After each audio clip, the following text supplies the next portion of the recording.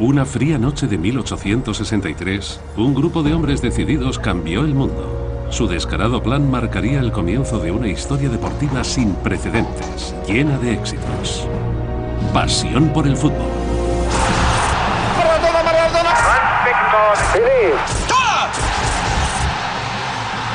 Ningún otro deporte, en ningún lugar del mundo, ha cosechado tanta popularidad.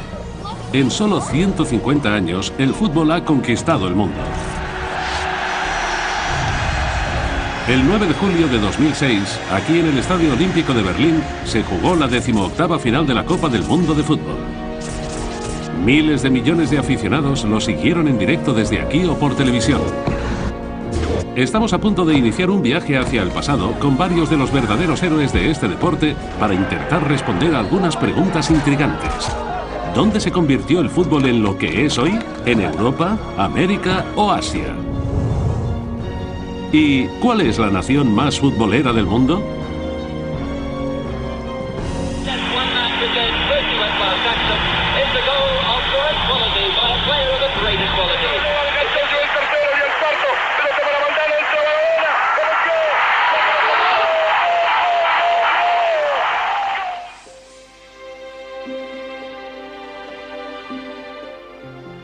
La relación hombre-pelota parece un tanto extraña.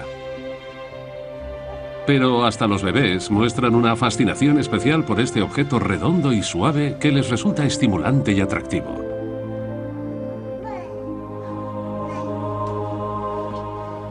Quizá es esa conexión intrínseca entre hombre y balón la que ha potenciado la aparición de futbolistas excepcionales.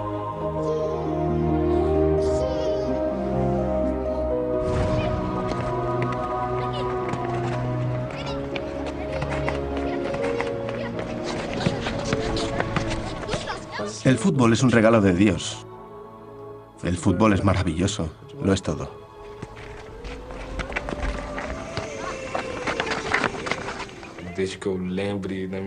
Desde que aprendí a caminar, mi vida se centró en llevar la pelota en los pies. El fútbol es mi vida. Con solo ver una pelota de fútbol me vuelvo loco. Cuando la pelota empezaba a rodar, todos comenzábamos a pasárnoslo bien. Teníamos un jardín detrás de casa y solíamos jugar contra la puerta del garaje. A partir de cierto momento en mi vida, no hice otra cosa más que jugar al fútbol. En mi memoria solo tengo recuerdos míos jugando al fútbol. Si no había pelota, pateábamos una lata o un calcetín por toda la casa.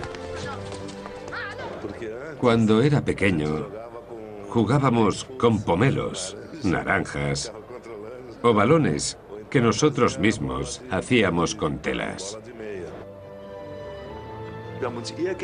Hacíamos algo redondo que pareciera una pelota, bien redondo, y empezábamos a darle patadas a diestro y siniestro. La magia está en el balón, esa pelota redonda, que bota y que juega conmigo cuando yo juego con ella. Esa es la magia. Ahí es donde empieza todo. Nacemos con una sed insaciable de conocimientos que nos impulsa a investigar todo aquello que nos rodea. De niños exploramos el mundo mediante el juego, pero ¿cuándo y dónde se inició el fútbol como juego de adultos?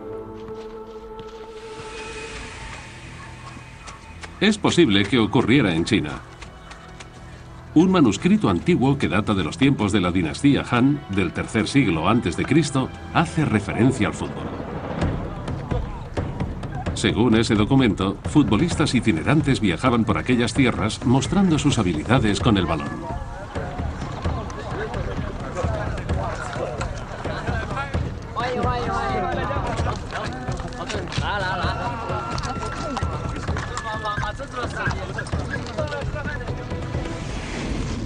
La representación visual más antigua también procede de China. Un bajo relieve de las primeras culturas chinas que se encontró en la Torre Qimu de la provincia de Denfeng.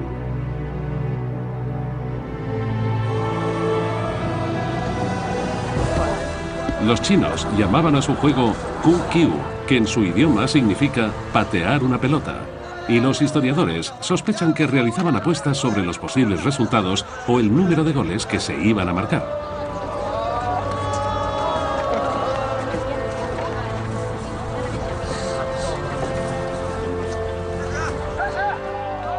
Los equipos contaban con 6 jugadores y los partidos solían celebrarse durante festividades varias. Emperadores, generales militares e incluso sacerdotes concebían el fútbol como entretenimiento para el pueblo.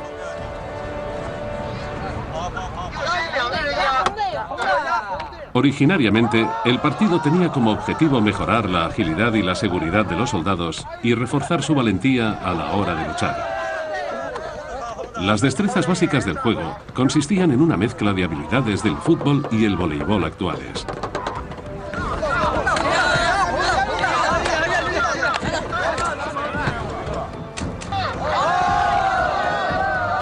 Pero la técnica requerida para jugar se convirtió enseguida en un deporte social, y con el paso de los siglos se fueron desarrollando reglas y normas cada vez más definidas.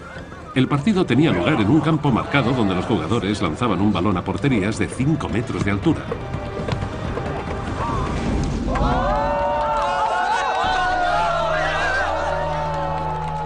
Los jugadores recorrían el país como profesionales del balón y emocionaban allí a donde iban a los primeros aficionados, quienes los recompensaban con dinero y regalos por sus habilidades con el esférico. Mucho antes de que el fútbol llegara a Europa, los antiguos chinos ya habían inventado el juego, hecho apuestas sobre los resultados y pagado a los jugadores. Paralelismos destacables con este deporte actual.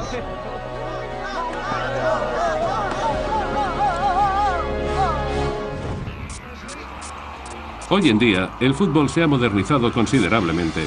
Con la ayuda de tecnología punta, analizamos cada paso, movimiento y pase de los jugadores. El fútbol se está convirtiendo en un juego cada vez más técnico. Si hace 10 años le hubieras preguntado a alguien cuál era el papel de la estadística en el fútbol, se habría reído de ti. Sin embargo, ahora el rendimiento de los futbolistas y los datos relativos al juego forman parte íntegra de este deporte. Entrenadores y directivos siguen buscando, entre innumerables cifras, estadísticas y gráficas, puntos débiles aún sin descubrir de los mejores jugadores y equipos. Y los números no mienten. Tras comparar a 2 de los mejores de todos los tiempos, los brasileños Pelé y Ronaldo, se pudo determinar que Pelé, en la final del Mundial de 1958, se involucró en el juego mucho más que Ronaldo en la final de 2002. La leyenda alemana del fútbol, Franz Beckenbauer, también ha depositado su fe en el poder de los números. Cuando entrenaba a los alemanes, tras coger el relevo de Erich Ribbeck, tenía un partido contra el MSV de Duisburgo y me aferré a los análisis estadísticos de su trayectoria, ya que era el equipo más débil de la Bundesliga en condiciones estándar. Y ganamos el partido 4-0. 3 de los goles los marcamos en condiciones estándar. La ciencia está revolucionando el fútbol. Entrenadores y jugadores se ven cada vez más presionados por el constante análisis de sus movimientos. ¿Qué sector que ve pasar transacciones de varios millones de euros no los invierte en investigación? Es lo normal y creo que debe ser una característica intrínseca para que evolucione el juego.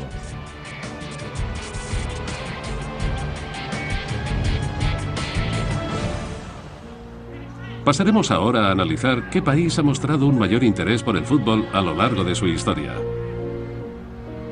Para ello visitamos Sheffield. Esta ciudad industrial del norte de Inglaterra vivió uno de los momentos claves de la historia del fútbol, la creación del primer equipo de fútbol del mundo. En la historia del fútbol, independientemente de dónde se esté jugando, ya sea Múnich, Buenos Aires o Sheffield, nada habría tenido sentido de no haber sido por el Sheffield Football Club. El Sheffield Football Club es el padre de todos los clubes de fútbol del mundo. En 1857, 2 antiguos estudiantes de la Harrow School fundaron el Sheffield FC. Buscaban una alternativa al deporte tradicional del verano, el cricket, para mantenerse en forma.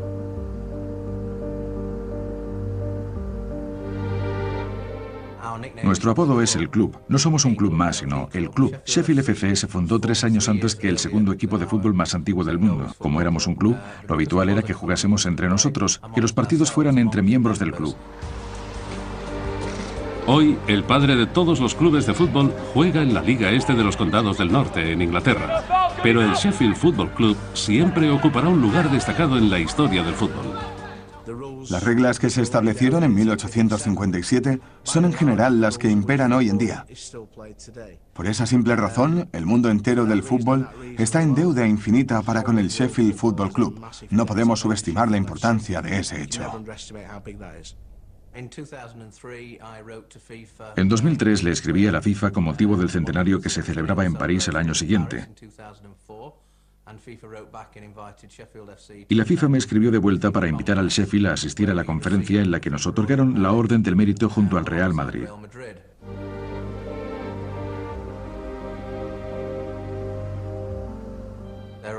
Fueron los dos primeros equipos en recibir una Orden del Mérito, el humilde Sheffield FC y el Real Madrid. En 2007 el Sheffield FC cumplió 150 años de historia. Aficionados al fútbol de todo el mundo le deben a este pequeño club inglés un agradecimiento eterno. A lo largo de nuestra vida cambiamos un montón de cosas. Mudamos de casa, algunos se casan, otros se divorcian, cambiamos de coche. Hay muy pocas cosas que permanezcan con nosotros para siempre, pero el equipo de fútbol que eliges desde niño será el que defiendas el resto de tu vida. Tras el Sheffield Football Club, en Inglaterra se fueron creando más y más equipos de fútbol, sobre todo en las ciudades industriales del norte. Surgían como alternativa para el tiempo libre de los trabajadores locales. 22 años después, aparecieron en escena los primeros futbolistas remunerados. Los escoceses John Love y Fergus Sutter causaron un gran revuelo cuando se convirtieron en los primeros futbolistas profesionales de la historia del fútbol. La hostilidad inicial de los honrados jugadores aficionados hacia los rastreros profesionales terminaría convirtiéndose en el símbolo de la división entre ricos y pobres. Preston North End se convirtió en uno de los primeros Dream Teams. Con la presencia de profesionales escoceses, Preston ganó todas las competiciones en las que participó en el 88 y el 89, incluido el apodo de Los Invencibles. Hoy, cuando el fútbol consiste más en desarrollos técnicos que intuición, los clubes ingleses lideran las listas. El Manchester United, por ejemplo, un club que contó con figuras del balón como George Best y Bobby Charlton y que ahora tiene en sus filas a jugadores de la talla de Wayne Rooney.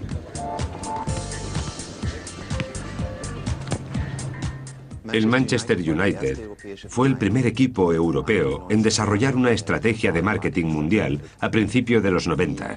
Su objetivo principal fue el mercado asiático, principalmente Japón y Corea, para aumentar la popularidad de su equipo por aquellos lares.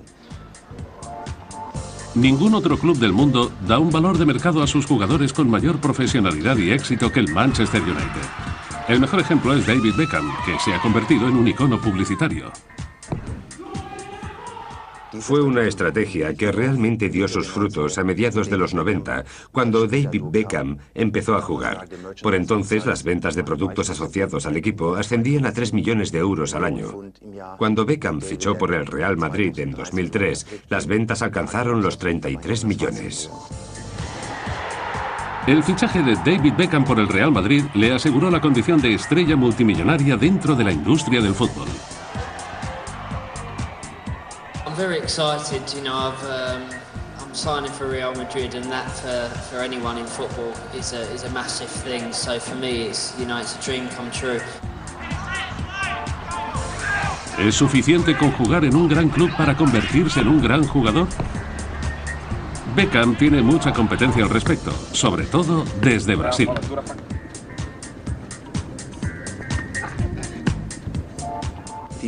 En la Bundesliga o en cualquier otra gran liga europea, hay jugadores brasileños de gran calidad. Son una reserva inagotable. En ningún otro lugar del mundo el fútbol fascina, cautiva y mueve masas como en Brasil. Todo el mundo puede jugar al fútbol. Por eso constituye la familia más grande del deporte. Y se explica esa pasión. Ningún otro país ha ganado más campeonatos del mundo y ha producido más jugadores de primera clase. En Brasil nos movemos de una forma especial. Y eso se refleja en nuestro juego y en cómo sorteamos a los defensas rivales. Algunos dicen que el secreto de su éxito radica en su música. Los brasileños no solo juegan al fútbol, lo bailan. A esta forma de mover el cuerpo y jugar al fútbol la llamamos ginga. Es el ritmo brasileño del regate. Es como bailar. Todo está en el movimiento. El equipo brasileño actual y su elegancia en el juego son objeto de culto en todo el país. El fútbol brasileño es todo creatividad, libertad, alegría y espectáculo. Pero históricamente, la pelota ha desempeñado un papel importante en toda Mesoamérica. Hace más de 3000 años, entre estas pirámides también se jugaba a un juego de pelota.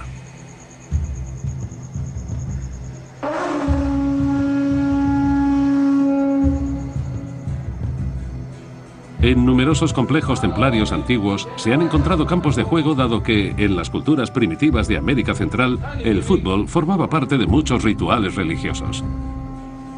Durante la preparación antes del juego divino, los jugadores bebían un extracto de cactus especial que, supuestamente, les daba valor y aliviaba el dolor.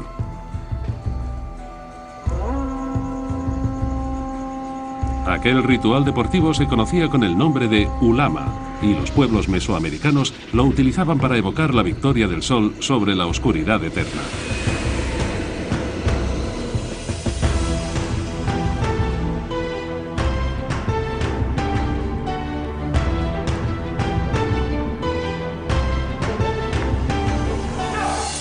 Dos equipos de entre 3 y 5 jugadores usaban caderas, rodillas, nalgas y codos para propulsar una pelota de goma compacta.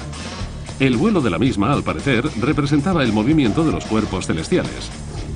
La pelota podía llegar a pesar hasta 4 kilos, así que solo los hombres más fuertes y aguerridos se atrevían a participar. El objetivo consistía en colar el balón por un aro de piedra, tarea en ocasiones físicamente peligrosa.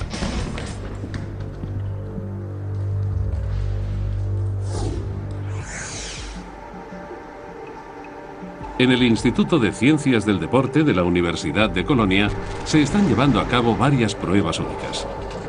Con un muñeco para pruebas de choque, varios investigadores intentan determinar los riesgos a los que se enfrentaban los jugadores aztecas y mayas de este deporte.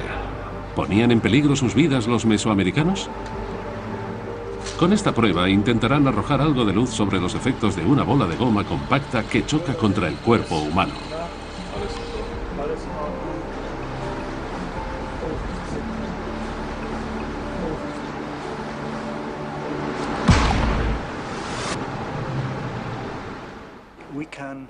Sin duda, un impacto como ese en la cabeza puede causar heridas graves en los tejidos, los huesos e incluso el cerebro de la víctima.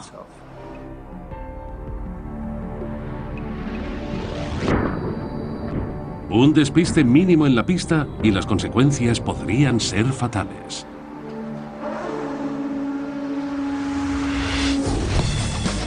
Estas pruebas también demostraron por qué aquellos antepasados jugaban con la cadera. La bola pesaba demasiado como para poder darle con el pie.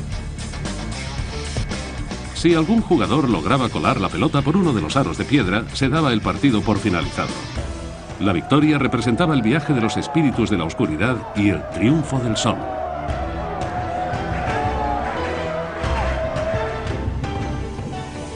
A este juego se asocian también diversos sacrificios humanos.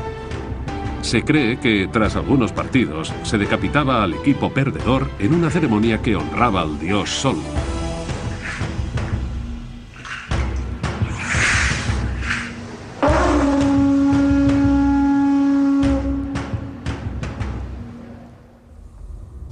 Pero mientras los aztecas y los mayas usaban los juegos de balón para comunicarse con sus dioses, los aficionados sudamericanos de hoy en día adoran a sus propios jugadores.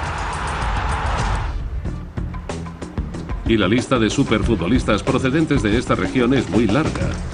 ¿Será alguno de ellos el mejor jugador de todos los tiempos?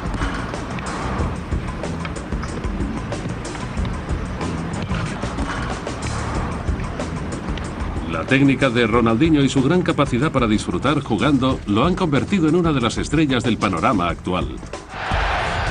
Pero como él, ha habido y hay otros héroes presentes y pasados, entre los que se incluye Diego Armando Maradona, el número 10 de Argentina, que deslumbró al mundo con su gran habilidad sobre el campo de juego.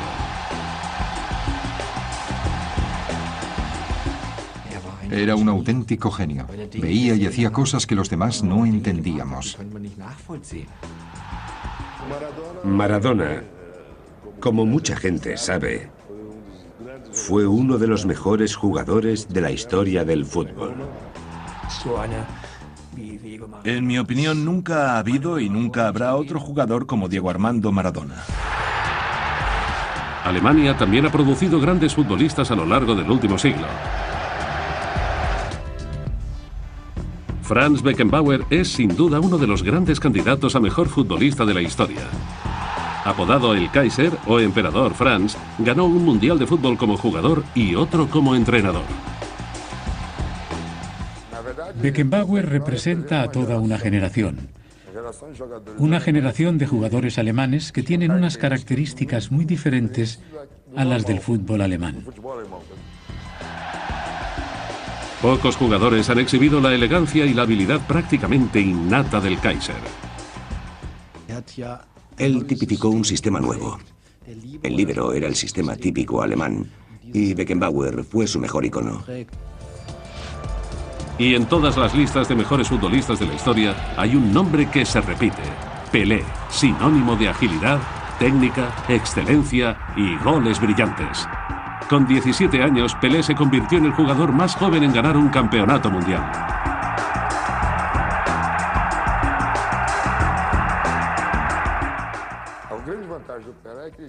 Pelé tenía una forma física envidiable que le permitía jugar siempre a un nivel altísimo.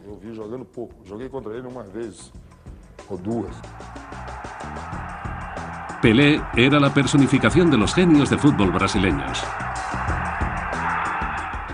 Era único. Hacía maravillas con el balón. Para nuestra generación, Pelé seguía siendo el modelo a seguir y un gran ídolo.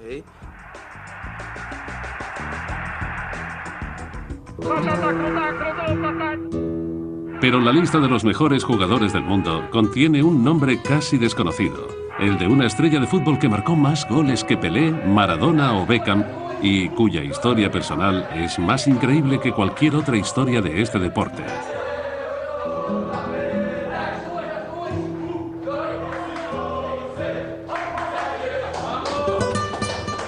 Hablamos de Arthur Friedenreich, un héroe caído en el olvido. Arthur Friedenreich fue un gran futbolista de la historia de Brasil. Mi padre solía hablarnos de él. Y su historia se remonta a antes de 1935. Sao Paulo, principios del siglo XX. El fútbol era un privilegio solo permitido a blancos de clase alta. Como hijo de mercante alemán que era, a Arthur lo dejaron jugar en un equipo a pesar de ser de raza mixta. Nadie sabía entonces que estaban ante el que sería coronado como rey del fútbol.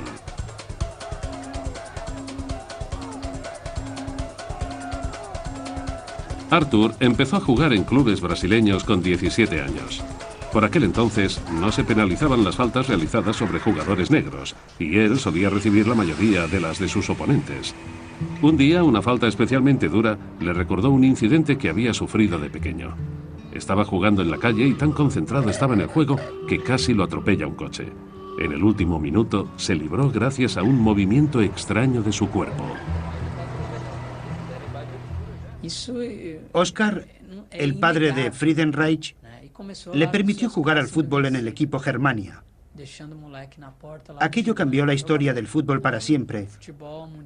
Friedenreich fue el primer gran genio en el campo. Arthur desarrolló una agilidad única y una curiosa habilidad para evitar las patadas de sus oponentes blancos, y asombraba por igual a jugadores y fans. Una de las pocas personas aún vivas que llegaron a ver el juego de Arthur Friedenreich vive en Sao Paulo. El exlocutor de radio Nicolau Tuma tiene 95 años y ha visto jugar a muchos de los grandes: Garrincha, Pelé, Ronaldinho y Arthur Friedenreich.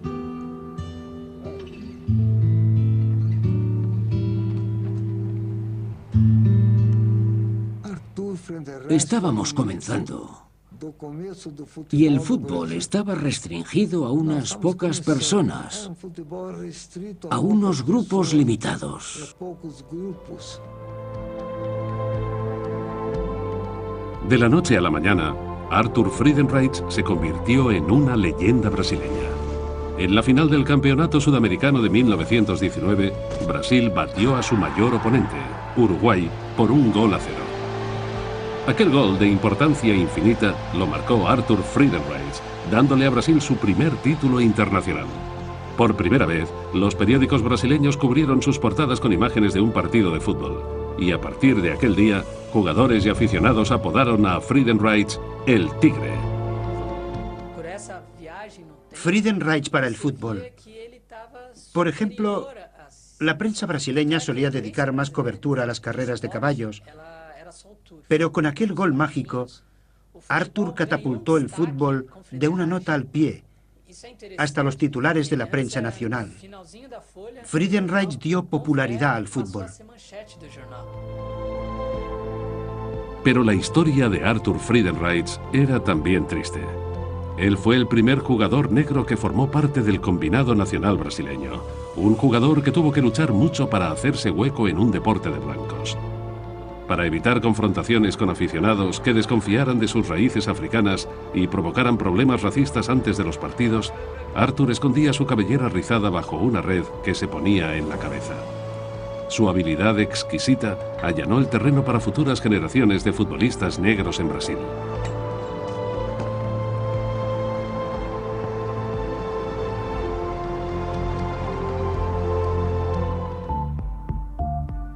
Friedenreich también se hizo famoso por su habilidad para hacer cambiar la trayectoria del balón cuando disparaba a puerta. Esta técnica está siendo sujeta a pruebas en la Universidad Alemana de Colonia. El jugador alemán Marcel Janssen participa en el estudio. Con ayuda de cámaras de última generación y varios sensores, registran sus movimientos al lanzar un balón a portería, haciendo que éste gire varias veces sobre su propio eje y cambie de dirección durante el curso de su trayectoria. Hoy en día, este toque de balón forma parte del repertorio de todos los grandes futbolistas.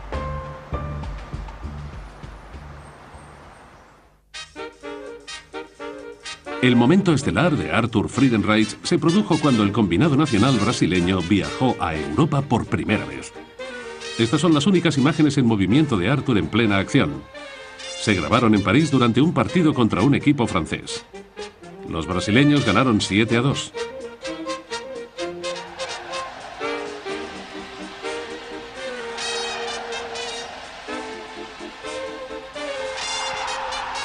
Nadie en Europa había visto jugar al fútbol a semejante nivel. Y el máximo anotador del partido fue Arthur Friedenreich. Le dio al fútbol una nueva dimensión. Los franceses quedaron completamente boquiabiertos, y solo con un partido. Por eso lo coronaron como rey de los reyes del fútbol mundial.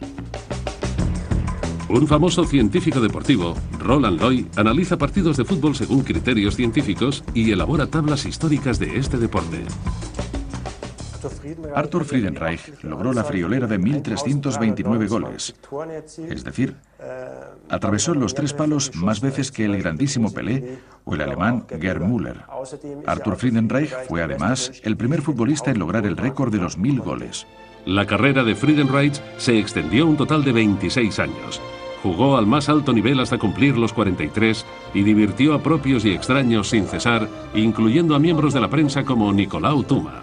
Regatea hacia la portería. Hay 1, 2, 3 jugadores detrás de él. No pueden arrebatarle el esférico. 1, 2, 3 jugadores que no pueden detenerlo. Por fin se planta ante la portería, chuta y ¡gol! Así. Su destreza con el balón no le reportó grandes ganancias, pero su equipo le obsequió con esta casa en Sao Paulo como agradecimiento por sus años de juego. Friedenreich falleció en septiembre de 1969 a los 77 años de edad.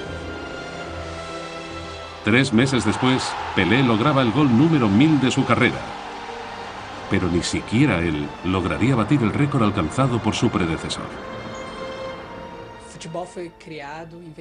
Pero en realidad, La gloria y la popularidad que ha alcanzado con los años se la debemos únicamente a Arthur Friedenreich. Él reinventó el juego. Su nombre sonaba en todas las emisoras de radio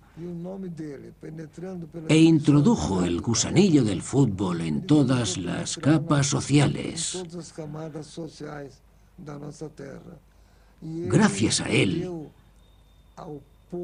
la gente se convenció de que cualquier persona normal podía lograr la fama.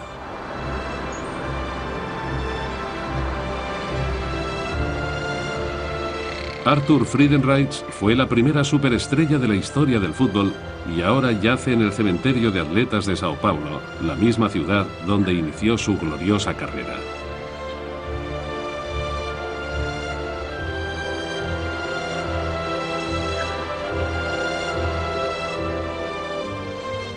En él encontró Brasil al mejor jugador de todos los tiempos. Pero, ¿sería capaz de mantenerse en la lista si jugase hoy en día? ¿Serían capaces los héroes del ayer de igualar a los profesionales actuales?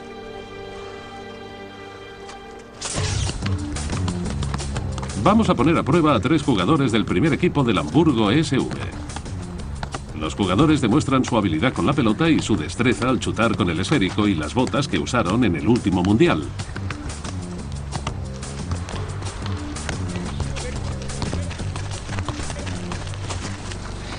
Pero, ¿qué sucedería si les quitásemos su equipación moderna? Para averiguarlo, estos profesionales se enfundarán botas de más de 60 años y darán unos toques con una pelota de cuero de verdad. Los resultados son sorprendentes. En los tiempos en que la pelota estaba hecha de cuero de verdad y que las botas llevaban placas de acero para una mayor protección, los jugadores necesitaban una técnica increíble para dominar el balón.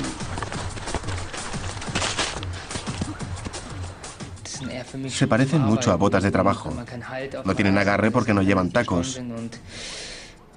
Y la verdad es que al rato ya me habían salido ampollas.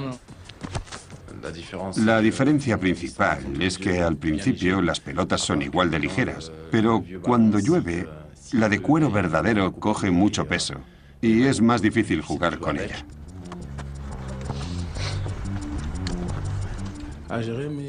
Creo que los jugadores de antaño tenían muchísima técnica porque era muy difícil jugar con aquel balón y con aquellas botas. Por eso siento un gran respeto hacia ellos. La equipación puede ser decisiva en el fútbol, como por ejemplo en aquella final del Mundial de 1954, que los alemanes les ganaron por 3-2, inesperadamente, a los húngaros, que eran favoritos.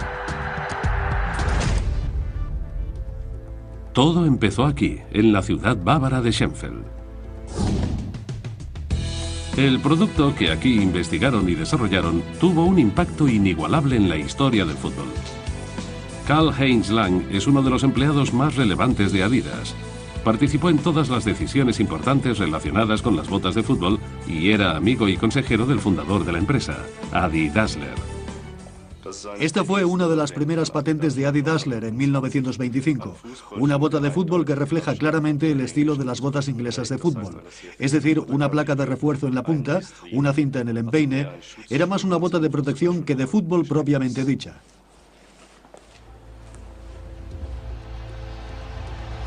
Llovía con fuerza aquel día de 1954 en la final del Mundial de Berna, Suiza. Para el joven equipo alemán, llegar a la final era ya un hito. Josef Sepp Herberger supervisaba el equipo y a su lado Adi Dassler, el hombre responsable de las botas de su equipo. El propio Dassler era un apasionado del fútbol y un aguerrido atleta que jugaba con frecuencia al hockey sobre hielo. Él fue quien creó la primera bota con tacos en 1925. Pero su gran golpe llegaría en 1936, cuando Jesse Owens ganó 4 medallas de oro en los Juegos Olímpicos de Berlín, calzado con zapatillas de Adi Dassler. Tras la Segunda Guerra Mundial, Dassler registró las 3 franjas como marca propia. Aquellas franjas habían formado originariamente parte del sistema de refuerzo de las botas, pero acabaron convirtiéndose en el símbolo de una empresa de alcance mundial. El fabricante de zapatillas alemán experimentó con muy diversos materiales. En el año 1949, Adi Dassler creó por primera vez los tacos intercambiables, aunque el sistema no era perfecto.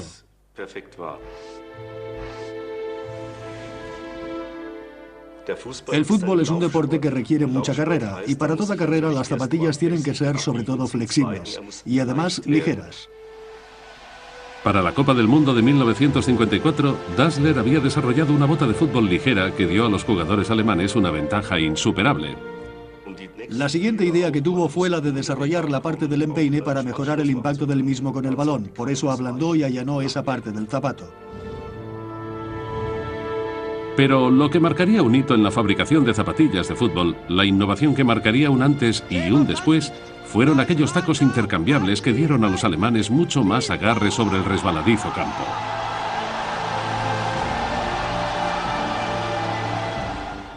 Los alemanes quisieron jugar con las botas nuevas en cuanto las vieron, y los húngaros también lo habrían hecho si les hubieran dejado. Al menos fue lo que nos dijeron antes y después del partido, cada vez que se acordaban de por lo que habían pasado.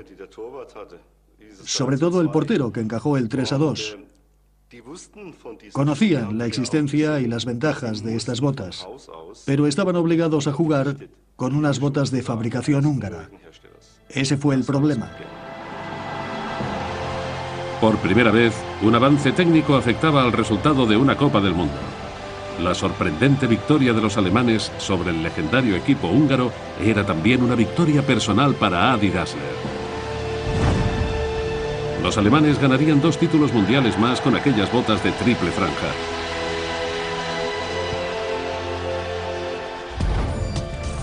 Sin embargo, perderían más adelante una final mundial que aún hoy en día sigue siendo controvertida, contra Inglaterra en 1966.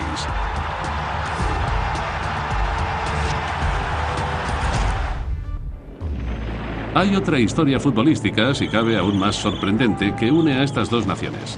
Ocurrió durante la Primera Guerra Mundial en Flandes de 1914.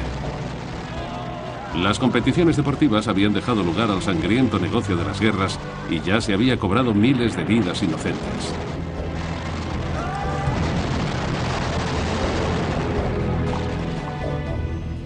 Al año siguiente, ambos bandos se encontraban enfrascados en una guerra infernal.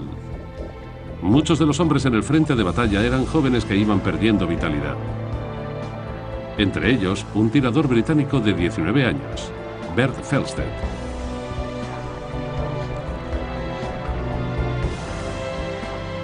Pocos años antes de su muerte, Felsted le contó a un periódico británico una historia increíble. La Nochebuena de 1915, los soldados de ambos bandos firmaron una tregua.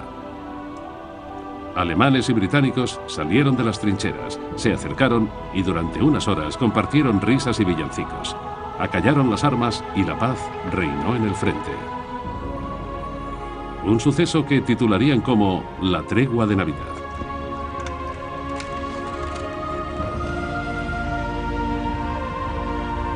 Pero no fue lo único sorprendente. Durante media hora se olvidaron de matar y, como amigos, organizaron un partido de fútbol. Bert Felsted fue un testigo más de aquel partido extraordinario durante el cual el sueño de un acuerdo de paz llegó a parecer posible.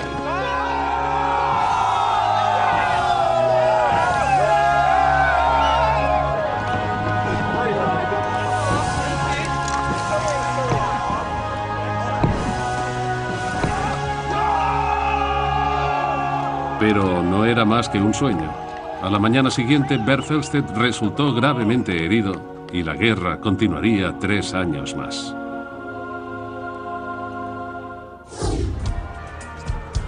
Una vez al año, en la pequeña ciudad inglesa de Ashbourne, acaecen hechos extraños.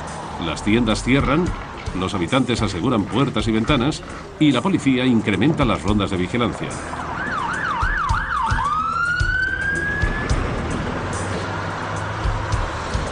La razón para este comportamiento viene de lejos.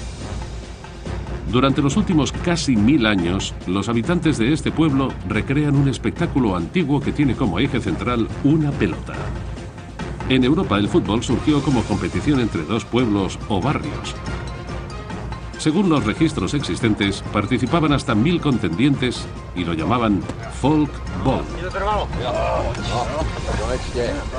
No había ni reglas ni límites, ni tampoco diferencias entre jugadores y espectadores, y los partidos solían organizarse para arreglar disputas políticas.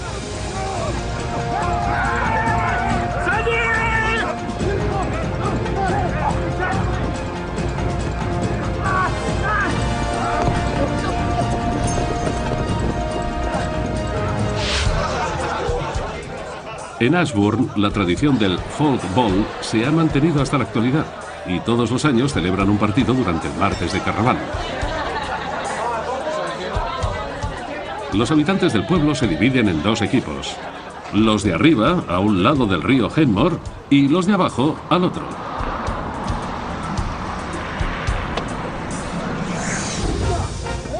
Hace 1000 años, esta especie de fútbol fue ganando popularidad y se convirtió en una competición tradicional en otros pueblos y ciudades. Los primeros documentos relacionados con el fútbol son, en realidad, actas de juicios en los que se mencionaban numerosos heridos graves e incluso fallecidos. Muchos de los incidentes se debían al hecho de que los participantes solían llevar consigo sus propias armas durante el partido. Un documento de Uclam registra la primera víctima mortal del fútbol inglés, del año 1280. Henry de Ellington jugaba en uno de los equipos y David Lequen en el otro. Este último no se había quitado el cuchillo que llevaba atado al cinturón. Durante el partido, los dos jugadores chocaron de frente y el cuchillo se clavó en el pecho de Ellington. Teniendo en cuenta lo ocurrido, no es de extrañar que la corona tomara cartas en el asunto. En 1313, el rey Eduardo II prohibió el juego e impuso penas de cárcel para aquellos que osaran saltarse dicha prohibición. La Iglesia también se hizo escuchar al respecto y terminaron relegando el fútbol únicamente para los días festivos y el martes de carnaval. Justo cuando en la ciudad de Ashbourne se celebra el tradicional partido.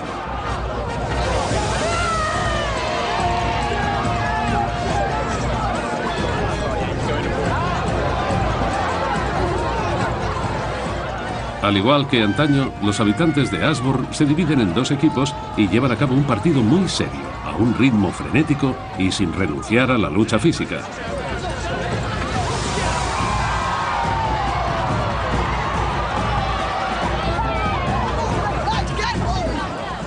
Y al igual que en la Edad Media, el partido termina bien adentrada la noche.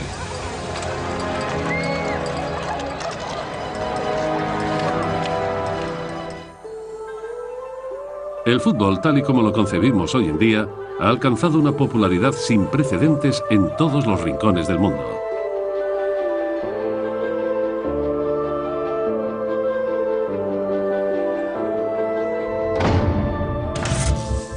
Todo el mundo puede jugar al fútbol. Por eso constituye la familia más grande del deporte y se explica esa pasión. Las reglas de fútbol no son excesivamente complicadas, pero es un juego que requiere destreza, reflejos y concentración. No requiere de muchas cosas. Con un balón es suficiente. Puedes jugar en cualquier sitio, en la calle, en un parque. Salíamos a la calle e intentábamos hacer de todo con la pelota. Mejorar el toque, chutar. Sin darte apenas cuenta, era práctica y práctica, pero te lo pasabas bien en la calle. En el fútbol, los más pequeños y humildes pueden vencer al Todopoderoso. El hombre puede cambiar la realidad.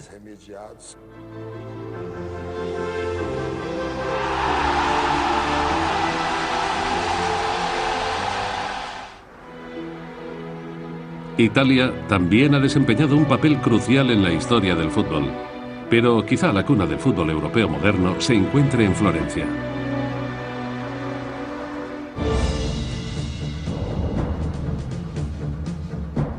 En la Italia renacentista se jugaron partidos que acabarían convirtiéndose en espectáculos opulentos y coloridos, conocidos como calcio fiorentino.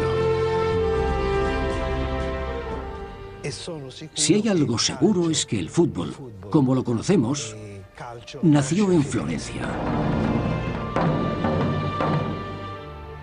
Pero a diferencia del fútbol inglés, el calcio estaba reservado a los ricos aristócratas. Los florentinos se tomaban el llamado calcio muy en serio desde el inicio.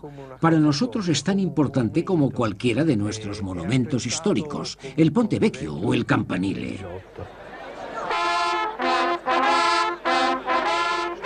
El calcio se jugaba en un estadio lleno de colores chillones donde las familias más pudientes de Florencia demostraban sus mejores habilidades. Los espectadores no podían mezclarse con los jugadores. Los equipos tenían un número fijo de jugadores en el campo cuya posición en el mismo estaba claramente diferenciada. Se situaban formando 4 filas horizontales: delanteros, defensas, mediocentros y destructores. El objetivo consistía en hacer cruzar el balón por la línea de fondo. Para ello, los jugadores llevaban el balón de un lado a otro del campo, golpeándolo con los puños y los pies.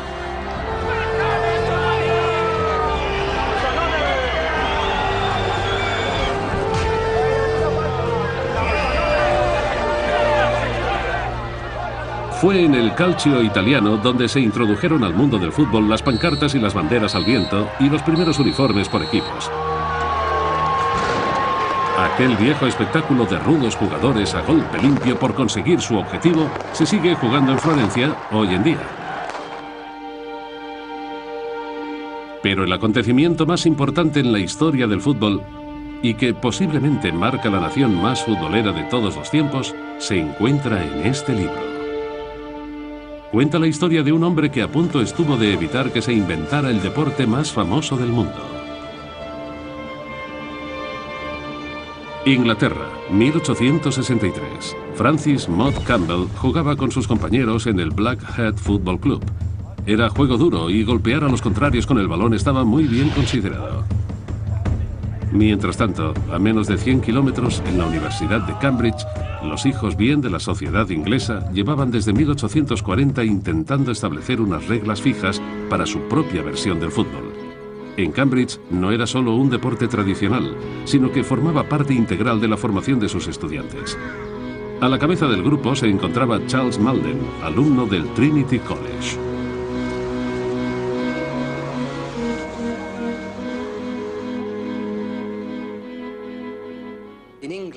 En Inglaterra el fútbol empezaba a jugarse en todas las grandes escuelas públicas de la época victoriana. Eton, Harrow, Winchester, y en cada una había unas reglas distintas. Algunos podían coger el balón, otros no. Algunos podían correr con el balón, otros no. Cuando aquellos estudiantes dejaban su colegio habitual y llegaban a Cambridge, a la universidad, querían jugar entre ellos. Por eso necesitaban establecer una normativa común que les permitiera entenderse sin problemas.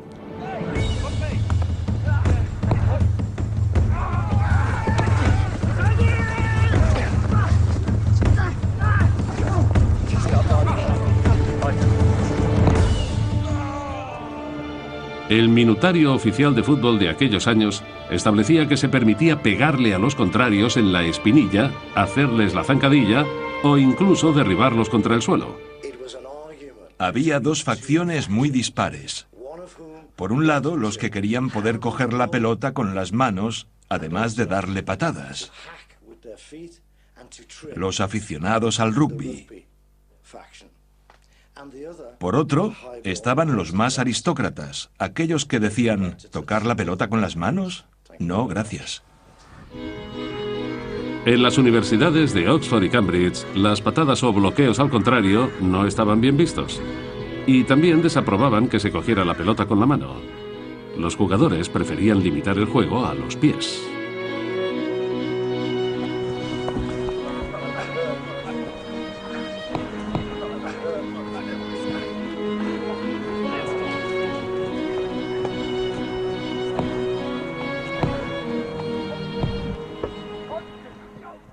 El minutario contiene un informe sobre la reunión que tuvo lugar entre los dos grupos el 1 de diciembre de 1863.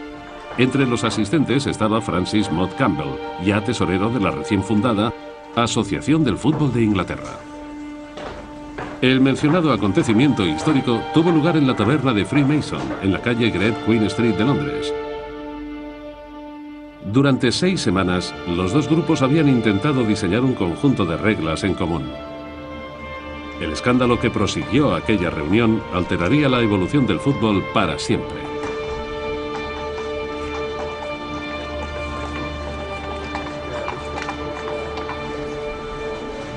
Un giro inesperado de los acontecimientos hizo que la votación final terminara del lado de Cambridge por 14 a 13 votos, con lo que esta universidad inglesa se hacía con el permiso de implementar los cambios de su elección a las reglas del juego.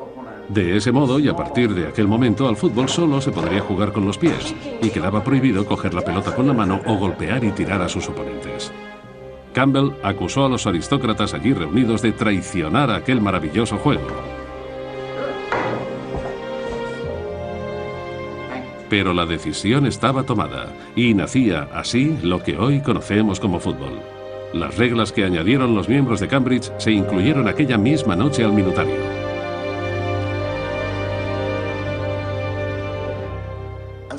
Y así surgió un juego un tanto ridículo.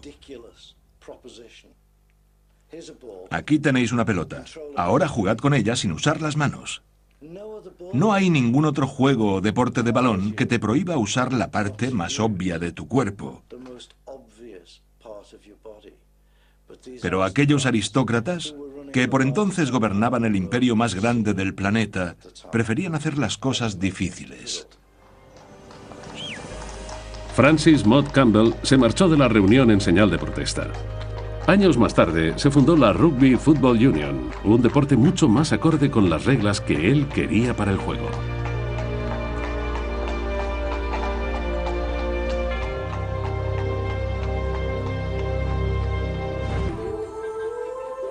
China, Inglaterra, Brasil, Alemania o Italia fueron solo algunos de los países que desempeñaron un papel crucial en el desarrollo del fútbol tal y como lo conocemos hoy en día. Ningún otro deporte se ha vuelto tan popular y tan cercano a sus aficionados. Independientemente de los resultados de cualquier campeonato del mundo, la gente de todo el mundo seguirá teniendo una opinión personal y subjetiva de quiénes son los mejores jugadores y cuál el mejor combinado nacional.